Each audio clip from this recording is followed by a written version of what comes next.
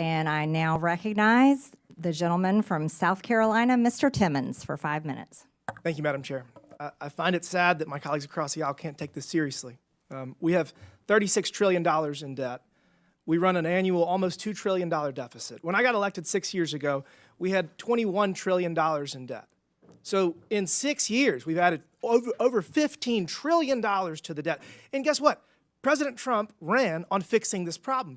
President Trump told the American people he would right the ship financially, and he said during the campaign that Elon Musk was going to be the person to lead this charge. The man that has turned business after business around, he's the richest man on the planet because he succeeds at his endeavors, and that's why President Trump has appointed him the head of this effort.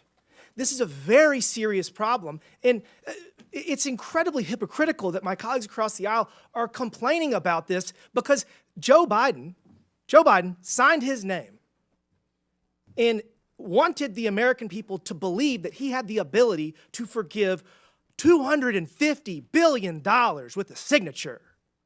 Guess what? Supreme Court ruled he did not. That's our system of checks and balances. The president, Biden, he clearly was experiencing cognitive decline.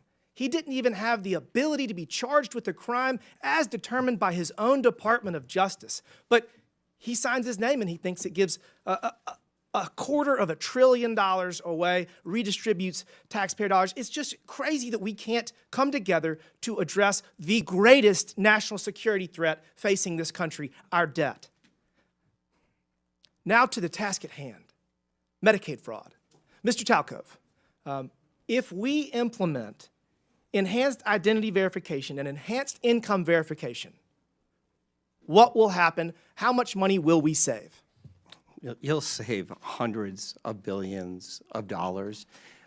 Identity verification, elimination of self-certification, and monitoring beneficiaries will prevent these transnational criminal groups from accessing those systems at scale so legitimate people who need the benefits can get them in a timely fashion. So we're going to get actual benefits to people, to American citizens that are in need faster, because if you do it electronically through web-based, like they did in Missouri, where the pilot program saved almost 20% of Medicaid dollars. So all we have to do is adopt what has already been proven in Missouri, and we'll save 20%. To the people out there listening, we spend almost $900 billion every year on Medicaid. And if 20% of that is saved, that's almost $200 billion. We got a $1.8 trillion annual deficit. We just knocked off $200 billion. Let's keep this train going. The fact that the Democrats are filing lawsuit after lawsuit to impede the efforts of President Trump to right our fiscal ship is unforgivable. It's unforgivable. Mr. Talcove, you talked about pandemic fraud. I have a bill that would cause the IRS to share data with the Small Business Administration and the FBI and the Department of Justice that would show that you were ineligible for PPP loans and you got them. So I think that would save probably $100 billion. Do you think that we should go back and take money away from people that fraudulently got COVID money?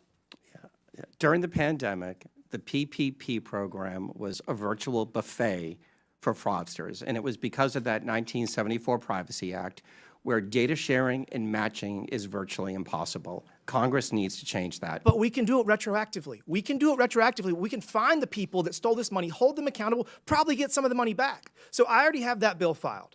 That bill, I think, would probably get $100 billion. So now we got enhanced identity verification, enhanced income verification that has been proven in Missouri. It does work.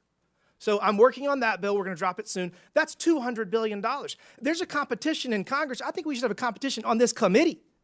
I got $300 billion in savings proposed. We got to all pull our weight because we have such a massive problem right now. But I would just ask my colleagues across the aisle to get out of the way if you don't want to help. If you don't want to help right the fiscal ship in this country, get out of the way. Stop filing lawsuit after lawsuit.